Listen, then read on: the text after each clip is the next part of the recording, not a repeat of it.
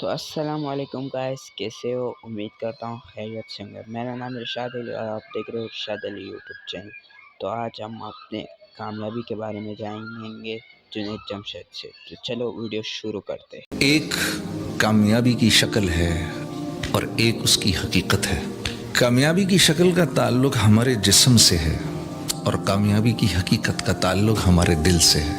The reality of success and the picture of success, these are two separate things. They've got absolutely nothing to do with each other. 1.25 lakh انبیاء نے آ کر ہم کو یہ بتایا کہ اصل کامیابی وہ ہے جو اندر کی کامیابی ہے۔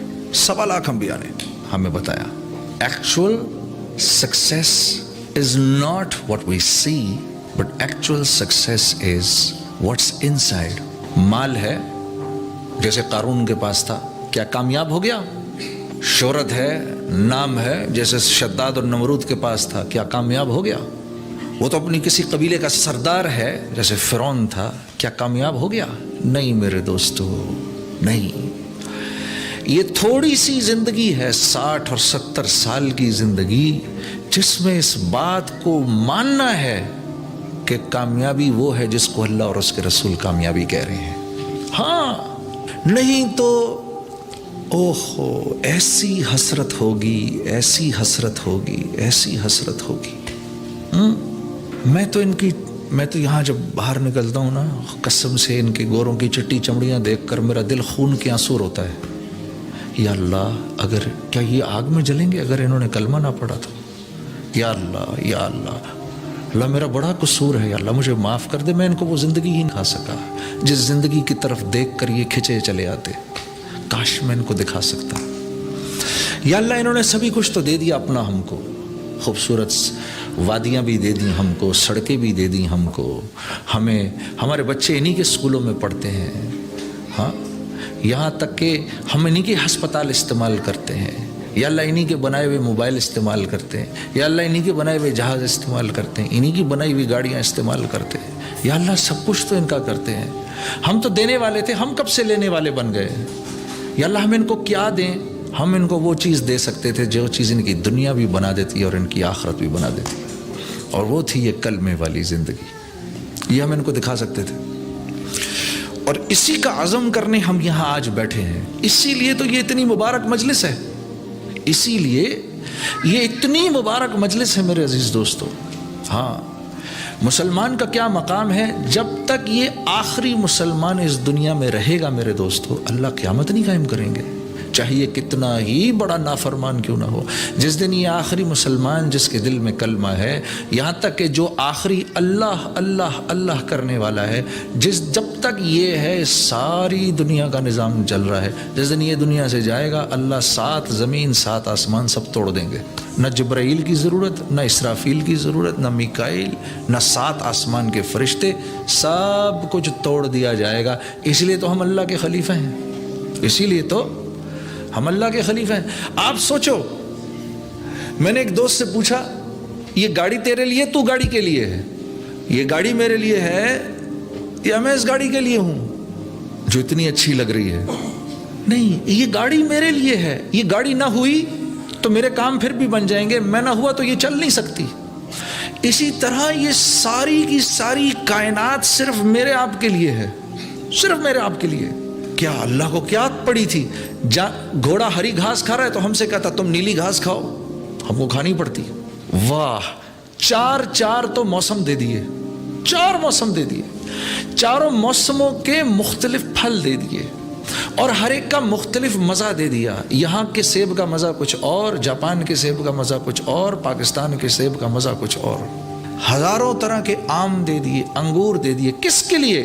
یہ چیزیں تو انسان کے علاوہ اللہ کی کوئی مخلوق نہیں کھاتی۔ سوچو، دنیا میں ایک جانور ہوتا ہے جس کو انگور کھانے کا شوق ہوتا، ہم کو ایک انگور کا دانہ نہ ملتا، پاگل ہو جاتے ہم، یار اس کو مارو بھائی خدا کے لیے، سارے انگور کھا گیا۔ یہ سب کچھ ہمارے لیے ہے، یہ ساری کائنات کے مزے، اس کی عیاشیاں، یہ خوبصورت پہاڑ، یہ جھرنے، یہ جانور۔ اور اللہ نے ایک اور کام عجیب سا کر دیا، نہ مرغی کو پتہ ہے اس نے اپنی جان کا کیا استعمال کرنا ہے، نہ گھوڑے کو پتا نہ ہاتھی کو پتا، کسی کو نہیں پتا۔ اللہ نے وہ سارا کا سارا علم دیا انسان کو، تجھ کو ہم نے تیرا استعمال بھی بتایا اور چیزوں کا استعمال بھی بتایا، ان تمام چیزوں کو تیرے لیے بنایا اور تجھے اپنے لیے بنایا۔ ہاں میرے دوست، ہاں۔ اور دنیا میں کیوں بھیجا؟ دنیا میں کیوں بھیجا؟ دنیا میں بھیجا تاکہ ہم ایک شاندار موت بنا سکیں۔ دنیا میں کیوں بھیجا؟ دنیا بنانے کے لیے یا آسٹریلیا بھاگنے کے لیے؟ نہیں نہیں، تو لاہور میں رہتا ہے وہاں بھی تیرا وہی کام ہے، تو سڈنی میں رہتا ہے یہاں بھی تیرا وہی کام ہے، تو نیو یارک میں رہتا ہے وہاں بھی تیرا وہی کام ہے۔ ہاں، اللہ کے حکم بدلے نہیں وہاں سے ادھر ادھر آگے پیچھے ہو جانے سے، نہیں نہیں نہیں، ہلکی پھلکی گنجائشیں ضرور نکلیں، لیکن حکم وہیں کے وہیں ہے کہ تجھے دنیا میں اس لیے بھیجا گیا کہ مرنے سے پہلے تجھے اس بات کا احساس ہو جائے کہ تجھے دنیا میں کیوں بھیجا گیا ہے۔ ہاں میرے دوستو، جس طرح بچہ ماں کے رحم میں رہنے کے لیے نہیں، انسان دنیا میں رہنے کے لیے نہیں، ہم تو جنت کی مخلوق ہیں۔ میں آپ کو نعت بھی سناؤں گا، ذرا تھوڑی بات اس لیے کر رہا ہوں تاکہ میرا اپنا پہلے کچھ ذہن بن جائے۔ انشاءاللہ نعتیں ضرور سناؤں گا، فکر نہیں کریں، وہ سنے بغیر تو آپ لوگ چھوڑیں گے بھی نہیں جی۔ ہاں، ہم تو جنت کی مخلوق ہیں، ہم دنیا کی مخلوق تھوڑی ہیں۔